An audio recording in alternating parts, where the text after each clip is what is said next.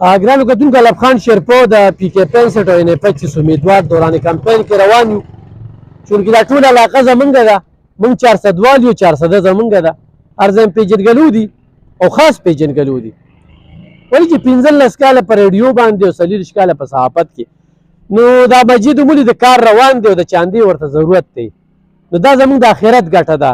د دنیا نه د آخرت ګټه ځان له چې څوک آخرت کې بنګله جوړوي که نه نو علما وایي چې دونه کاڼي کار مو کوې یو سړي وي جومات جوړو او په جومات یې ډېره زیاته خرچه کوله جومات جوړ شو خو هغه بیا څه موده پس چې کوم دی خوب ویني نو دریو کسانو له په جنت کې دا جومات په بدله کې کورونه جوړ شوي دي نو هغه سوچ کوي نو هغه اګلکاران راټول کړي دي چېرې د جومات کې خو ما د بل چا کار منلی نو دا هغه اګلکار راغی ما دا میراب جوړو نو وی د میراب کې لږه شانتې مساله دغه شو نو ما یې چېرې هغه ته به څه وی راشه دا پکې ته خپله ولګوه نو چې چا پکې لږ هم کار کړی دی خدای پاک په هغې له د هغې توفیق ورکوي نو هغه بیا راغی جومات یې روان کړ او راځه اجتماعي یې جوړو نو زه پکې خپله برخه اچوم او زما برخه څه ده هغه ویډیو ده نو ګرانو کتونکو 0302 88 11 378 او 0313 98 63 او 100 817 98 63 817 دا چې کوم دی دا ایزي پیسه نمبر دی دا هغه مسجد دی وګورئ هغه ښکلی مسجد دی او هغه مسجد سره چې کوم دی نو دا تاسو وینئ دا توسیع ده دا ولې دا ځای ورکړه دا ډېر قیمتي ځای او کمرشل ځای دا بلال مسجد دی دا چې کوم دی او اکثره چې سیلاب راشي دا لږ اوچت دی نو دا خلک چې کوم دی دا دې خواته سیلاب راځي ډېر زیاته نو دا خلک بیا دې بلال مسجد ته راټولېږي نو دا په ډېرو موقعو باندې چې کوم دی کار کوي لاندې په کتابخانې چې کوم دی نو غټ دا ډېر غټ پراجیکټ دی نو د الله کور دی آبادي ډېره زیاته ده او چې چا هم پکې کار وکړو نو پیدا وکړه څونه وخت وشو چې په دې کار روان دي میکسیمم یو 20-25 دینو شو دا ځای د چادر کې دا خو داسې وه چې د دې میاګانو پراپرټي وه نو موږ ورسره مخکې هم خبره کړې وه خو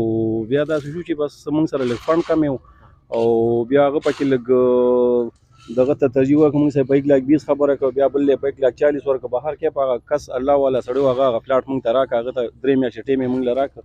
نو هغه ټیم نه مخکې وله موږ هغه پیسې برابر کړې نو دا هم د کلي محلې خلکو منډه ترړه او ستاسو غوندې یار اشنا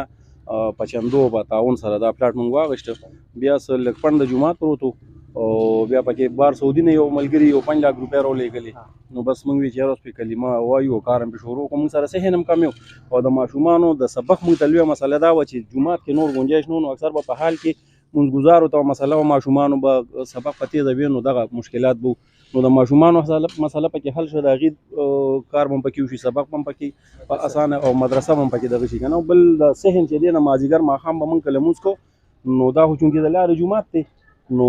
کسان به بار ولاړو نو اوس به انشاءالله دغه مسله موږ سره حل شي صحن هم را سره وسي شو د ماشومانو د مدرسې مسله هم پکې حل شوه د امام دپاره کمره شوه یا نور کوم ضروریات وو انشاءالله هغه ټول به کور شي ګرانو کتونکو 0302 88 11 378 0313 98 63 817 دا زموږ د آخرت ګټه ده راځئ دلته ماشومان هم ډېر زیات دي د آبادي هم ډېره غټه ده چې دې کې ملګرتیا وکړو او د جومات دا ښکلی جوړ شي نو زه هم درته اپیل کوم خپلې پارټۍ والا ته م اپیل کوم او هغې خلکو ته م اپیل کوم چې په الیکشنو باندې دومره خرچې کوي نو دا ځان له د آخرت ګټه وګرځوئ دې داسې جوماتونو ته په کلو علاقو کې چې کوم دی نو هغه خوم روباسئ او د داسې جوماتونو انشاءالله خو موږ ته موقع میلاو شوه زما مدرسې جوماتونه دا په نظر کې دي او کله چې د مشرف حکومت راغی نو هغه ویل چېرې د مولیانو تعلیم چې کوم دی نو بس دوی دپاره شرط یې کېښوده نو د دوی هغه تعلیم چې کوم دی نو هغه د هغوی د تعلیم نه د دنیاوي تعلیم نه چې کوم دی هم بهترین او ښه ډیګري وه نو دې کې چې کوم دی نو غټه مدرسه جوړېدی شو دا ډېره غټه مدرسه ده بلال مسجد نو دې کې ورسره ضرور تعاونه کې او مرسته ورسره وکړئ